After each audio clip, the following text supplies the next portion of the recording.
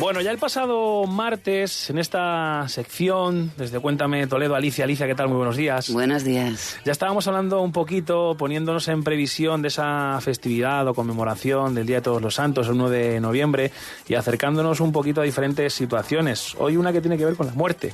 Efectivamente, esas actitudes ante el último suspiro que tenemos los seres humanos en las diferentes culturas y que, bueno, en la historia de nuestra ciudad y de toda España también, pues tiene un antes y un después a partir del siglo XV, aproximadamente siglo XIV, siglo XV, en el que grandes epidemias como la peste negra, la alta mortandad infantil, hacen ver la muerte, empiezan a hacer que la muerte aparezca pues como un suceso trágico, casi de culpabilidad, y no como ese proceso natural después de la vida, ¿no? Y empieza a haber pues a nacer ese concepto de la buena muerte y la mala muerte. Un concepto que hoy en día pues desconocemos, pero que en esta época pues era imprescindible ante tanta religiosidad también. La buena muerte pues es aquella que sucede ya de mayor, con tranquilidad, sin enfermedades de por medio, y que además pilla al finado pues preparado para ella. Es decir, ha hecho su testamento vital, ha dejado el dinero para los pobres, para los conventos, ha dejado pagadas las misas para que digan en sus funerales, todo arreglado para que pues ese tránsito pues sea en paz. Ha dejado pagadas también a las plañideras, es muy importante. Y bueno, la buena muerte pues es ese concepto de me preparo y estoy toda la vida pensando en ese momento final.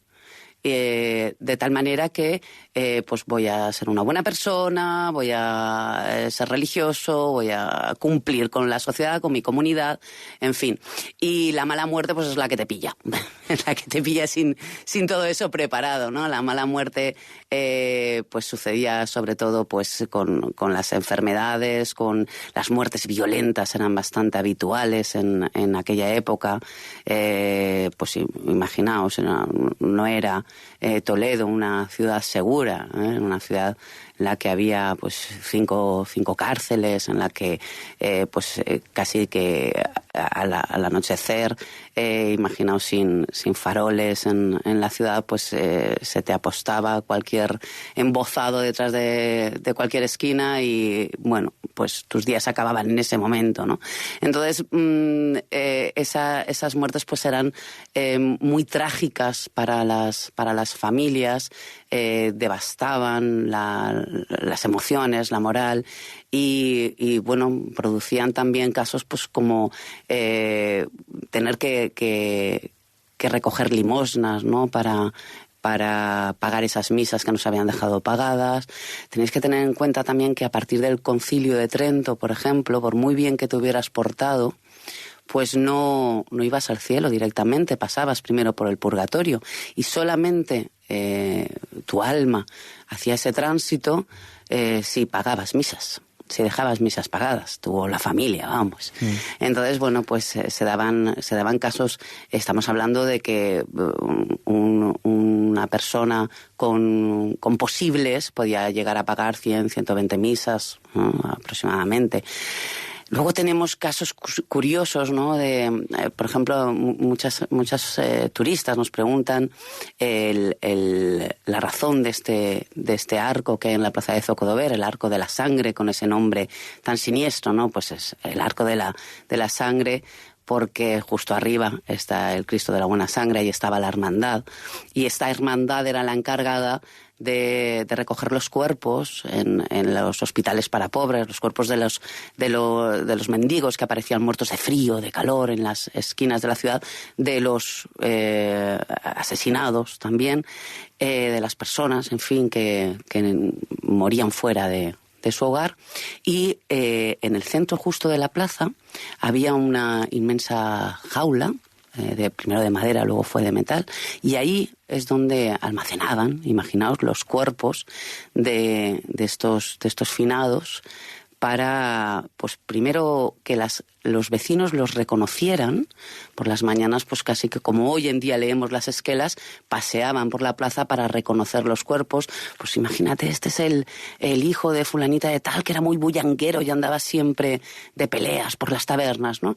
Y reclamaban el cuerpo para poder enterrarlo en sagrado, para poder pagarle esas misas y darle esa buena muerte que no había podido tener. Y luego, pues también se recaudaban limosnas para poder enterrar en sagrado a los pobres. Una pregunta, con todo esto que estábamos hablando sobre todo al inicio de epidemias, mortalidad infantil y demás, por la época en la que estábamos, evidentemente la esperanza de vida era más corta y demás, había también un punto de castigo, de si la muerte te ha venido a visitar ha sido por algún castigo. Algo has hecho, algo has hecho. Hoy en día todavía nos queda esa reminiscencia, ¿no? Sí, de hecho, la externalización de la culpa también se daba en estos casos, ¿no? Lo hablábamos hace unas semanas, el culpar a los judíos de la peste negra, ¿no? El externalizar la culpa a una comunidad ha sido porque Dios nos está castigando por los pecados. De hecho, fíjate que se llegaban a prohibir las comedias, se llegaban a prohibir los actos lúdicos, las corridas de toros se prohibían también, como un acto de petición de perdón ante Dios para que recondujera un poco ese castigo y perdonara a sus fieles, ¿no? Sí, había esa sensación de castigo divino, evidentemente. Y luego, ten en cuenta que esto hoy en día seguimos teniendo, aún cuando te pones enferma o cuando es que no te has puesto la Rebeca, es que algo has trasnochado mucho. Sí. Bueno, no sé, Alicia, si tenemos algo más que destacar o si te puedo pedir alguna leyenda. Te encantan las leyendas. A mí sí, a mí me quedo embobado. Bueno, pues fíjate, ante estas actitudes, ante la muerte, pues que preocupaba evidentemente, siempre ha habido ese afán, esa necesidad de encontrar el elixir de la eterna juventud, de la vida eterna. Y aquí en Toledo, cuna de alquimistas, pues se dio el caso legendario del Marqués de Villena. El Marqués Enrique de Villena había aprendido magia, según su leyenda negra, en Salamanca, en la cueva de Salamanca, de manos del propio Asmodeo, el demonio.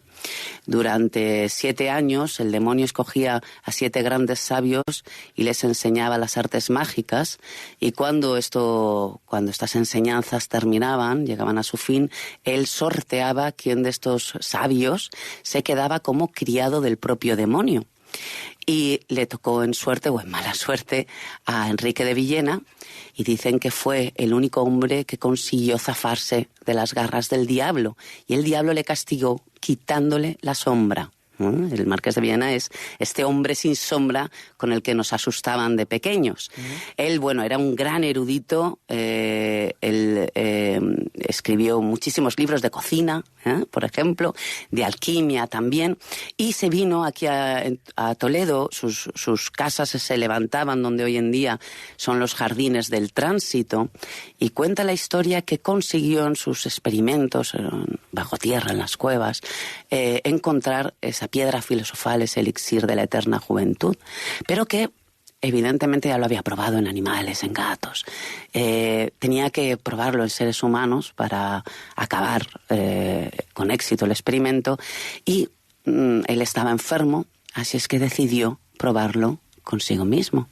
Pero claro, pensó, si yo muero y luego vuelvo a la vida, vamos, me acusan de todo, ¿no?